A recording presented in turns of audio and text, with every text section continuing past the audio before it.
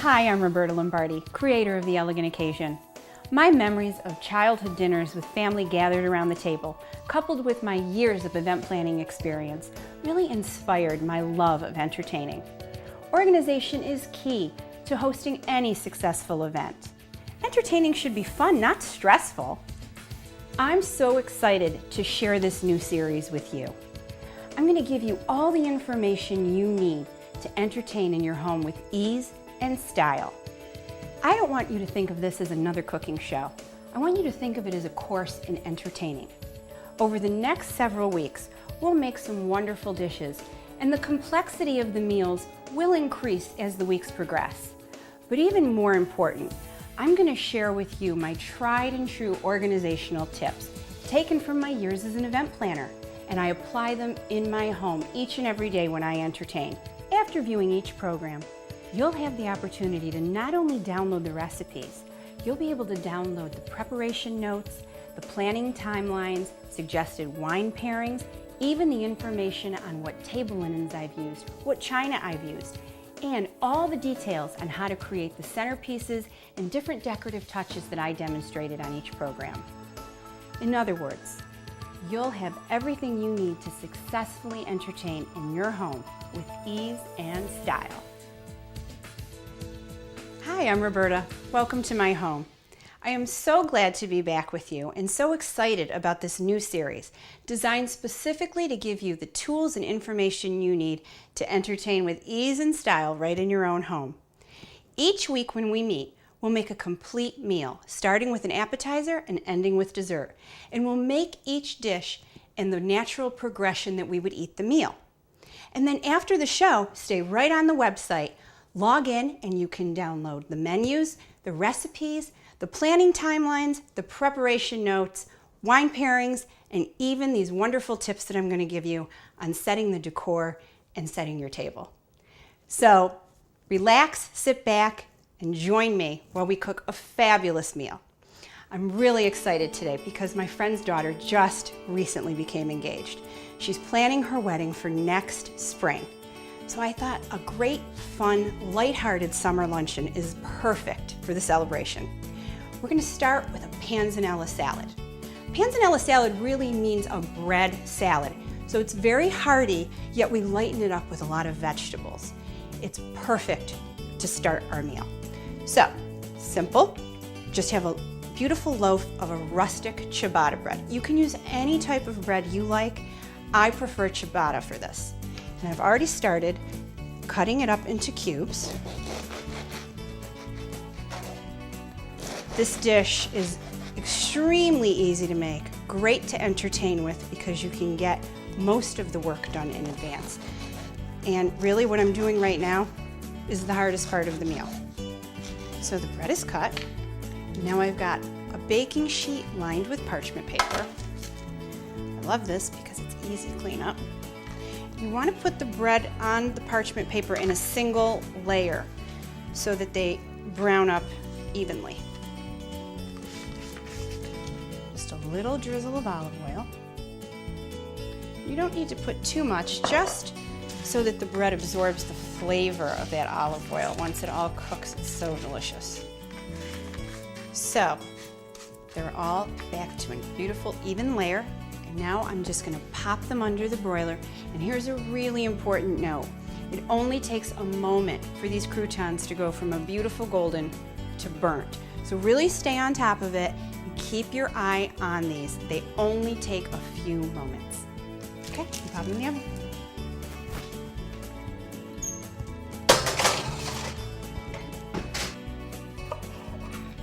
So my bread cubes are toasted to a beautiful golden brown. And I've just chopped all my vegetables. I have a gorgeous yellow pepper, one red onion, some cherry tomatoes that I've just cut in half, and an English cucumber. I love English cucumbers because you can leave the skin on. They have a lot of flavor. They're not tough. It's wonderful. So I'm going to put all my vegetables into a large bowl. This is a beautiful dish to look at. You eat with your eyes first, and this is definitely a great dish to start any meal with because the colors are just so vibrant. Okay. It's beautiful vegetables. And just a dice on everything is fine. The cucumber I cut in quarters. Perfect. Yeah. Okay. Now, I'm gonna get my bread, sit it on top of the vegetables. And when we put the dressing on, it's gonna infuse into this bread. And the flavor is just going to be just overwhelmingly delicious in your mouth. I can't even explain it. Between the oil that we already put on and the flavors in this dressing, it's so rich and satisfying. Okay. Now, to the vegetables, I'm gonna add capers and I'm gonna add some Kalamata olives. Should do it. Perfect. So we have all the ingredients for the salad. Now we're gonna whisk the dressing together. You know, my sister-in-law was visiting from France this weekend and I was making a roasted beet salad for her. And while I was whisking, she was telling me that in France, they actually add a little bit of milk to their dressing to help the oil emulsify when you're whisking by hand. And it's a really neat trick and I thought I'd show you today. So I have sherry vinegar and Dijon mustard. I start most of my dressings with Dijon mustard. Just adds great flavor and a subtle tang. And then my spices.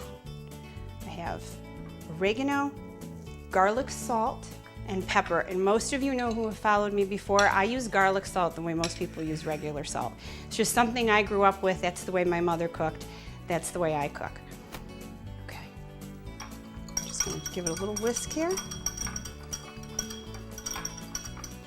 Now, just a dollop of milk. The olive oil.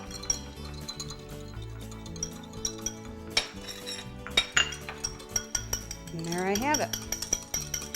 My beautiful vinaigrette. Now this vinaigrette can be made in advance. So you've got your bread cubes that you could actually toast a whole day in advance and just keep it in an airtight container 24 hours before you get that done. And then you can make your salad dressing 24 hours before. Assemble your salad. To this point, you're good until 30 minutes before you're ready to start your meal. At that point, you would pour your dressing over all your vegetables, give it a toss, and let it sit for 30 minutes. In that time, these bread cubes, like I said, are just going to infuse with the vinaigrette. And they will soften up enough that you're not going to have to really crunch down to bite into them, but they're not going to taste soggy. They're still going to have that pop. So I just want to get a plate. I want to show you how I'm going to plate this. And I also want to say, I talked about an English cucumber and all the ingredients that went in here. And I know that a lot of people say to me, I don't like to entertain. I feel like I have to do so many errands just to get prepared. I got everything for this meal at my local supermarket. Living in New England, for me, that's Stop and Shop. But there's no need to worry about stressing for entertaining and where you're going to go to get things. You can find them right in your local market and have a beautiful meal. So look at these colors. Isn't this gorgeous? Just gonna scoop this right on the plate. The yellows and the reds, that says summer to me. These bright, vibrant colors. Okay. Then, just finish off the dish with a little shaving of Parmigiano Reggiano. And another note for you is to just really make sure you buy good Parmigiano Reggiano, not the kind out of the can. You can find it in any supermarket, and it's real Parmigiano Reggiano when it's stamped on the side. Look at how beautiful that is. It's a great way to start out any meal. So it's a beautiful warm day out and I want to serve something light and refreshing as an intermezzo. So I'm going to serve lemon sorbet but with a twist. So I have my lemon and I'm just going to cut it lengthwise. And then I'm going to squeeze the juice out of it so that I don't get squirted, and I'm going to save this juice for another time. There. And now I'm just going to insert my paring knife around the perimeter of the flesh of the lemon to loosen it all up from the shell, so to speak. Okay, now it's all pulled away, and just with a teaspoon, you just want to gently lift the flesh out, and it's very, very easy to do. See? Perfect. Put that into a bowl, and I have just the shell. And I'm going to take my lemon sorbet. You want to let your lemon sorbet just come down in temperature enough that you can actually spread this into the shell. So, just like so. With the back of a spoon, just going to smooth it, going across the lemon. And then you're going to pop this into the freezer. This again can be made a few days in advance, so it's a great time saver. I have one here that is right out of the freezer so you can see how it's set. And then just for a beautiful presentation, I'm going to take a lemon leaf, lay it on the plate, put my lemon on top. You can see just a pop of color. And then I'm going to lay a pretty fresh sprig of mint. And I'm ready to serve it. It's light, it's refreshing. It's a great idea. You can use it with oranges. You can even use it with the small pineapples that you can find in the grocery store in the summer and do it with pineapple sorbet. And if you'd like to make it for a dessert, instead of sorbet, just get a great gelato, a lemon gelato for that creamy, rich flavor in a dessert, and you've got a wonderful summertime dessert. So now we're ready to make our main course. Beautiful roasted tomato and eggplant Napoleons. I love this dish. I love eggplant. You know, most people think of eggplant for eggplant parmesan.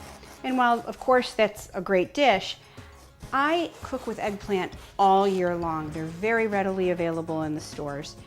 And this method of cooking the eggplant is fabulous because you can use the eggplant roasted, as I'm going to show you, for sandwiches, for toppings on pizzas, just cold out of the refrigerator. It's delicious.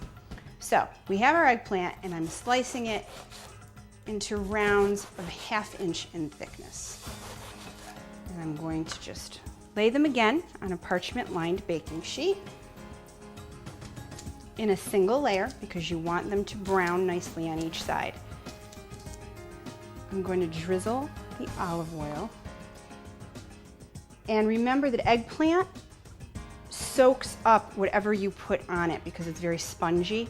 So you want to be generous with the olive oil. And remember, you're going to be able to go to the website and download these recipes with the exact proportions. And then a bit of salt.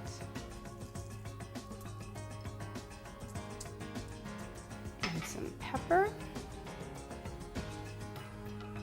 And this dish is, again, so beautiful to look at. And now I have some chopped garlic, and I'm just gonna put it around on the pan. Just, again, it's going to brown up in the oven, and it's going to infuse the eggplant with its flavor. Now, the other component to this roasted tomato and eggplant Napoleon is the tomato. You do the exact same process with the tomatoes. They take a little longer in the oven, so I've already got mine started. But I just took my tomatoes, sliced them up in a 1/2 inch thickness, laid them on the parchment paper, put the olive oil, salt, pepper, and garlic, and put them in the oven. And now I'm ready to have these eggplants join the tomatoes in the oven. And these are going to roast for about 30 minutes until they just get a nice golden color. And the tomatoes are going to take about 45 minutes.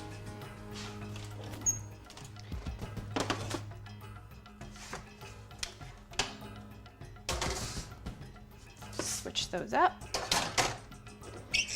perfect. Now the other great thing about this dish is that it is definitely even better made in advance. So I have already roasted some. I did these yesterday. Just laid them on a plate after they came out of the oven and cooled, covered them, put them in the refrigerator, took them out, and they're at room temperature. This dish should definitely be served at room temperature. So by all means, roast them in advance, pop them in the refrigerator overnight, and just make sure you take them out for a few hours prior to plating. And now I want to show you how to finish this dish. Fresh mozzarella. Again, just going to cut this into about a 1/2 inch thickness. And this is really using seasonal ingredients at its best, because when you use seasonal ingredients, your preparation methods should be simple because they're delicious, they're flavorful, it's peak time to use the ingredients. And that's really something to keep in mind. When you have a good summer tomato, oh my goodness, so delicious.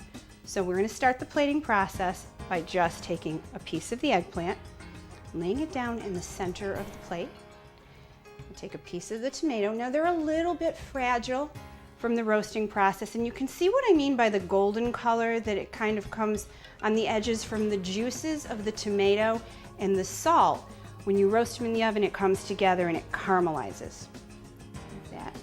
I'm going to take a piece of our mozzarella, and then we're going to do it all over again. Another layer. Oh, these tomatoes are so good. And another mozzarella. And then we're going to top it all off with a piece of fresh basil. Look at how beautiful that is. And then, to finish the plate, and just give it that look that you're in a restaurant, I'm going to drizzle a little bit of a red pepper oil around the plate. Look at that color.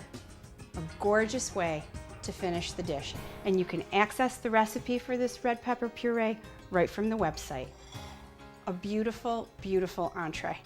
So the finale to our meal is going to be a lemon rosemary cake. I know that Emma absolutely loves anything lemon, so you noticed I tried to pepper our meal with lemon.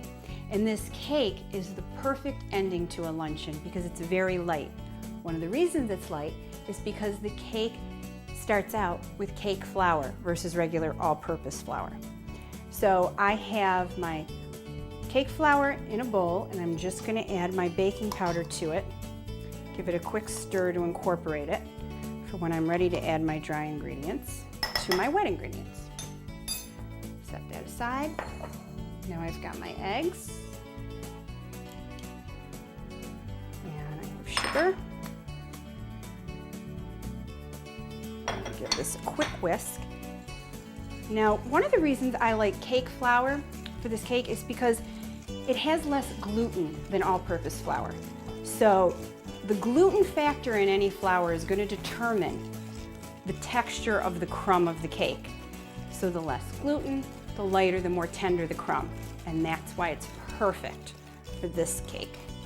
Okay, now, got lemon zest, just a pinch of salt, good quality vanilla, perfect, and vegetable oil. Again, just a quick little whisk to incorporate it. This cake is so simple you don't even need to take out your mixer. And now I'm going to incorporate my flour and my baking powder gently so that I'm not wearing the flour. But again, you can see just how light that flour is. And then the twist on this cake to make it even lighter is I'm not going to use butter. I'm going to use non-fat Greek yogurt. It gives this cake a tremendous amount of moisture and it lightens it up. You know, you also find that people will use sour cream in cakes. Well, that's great. I use sour cream in a lot of cakes, but when you really want to lighten it up calorie-wise, you can use yogurt.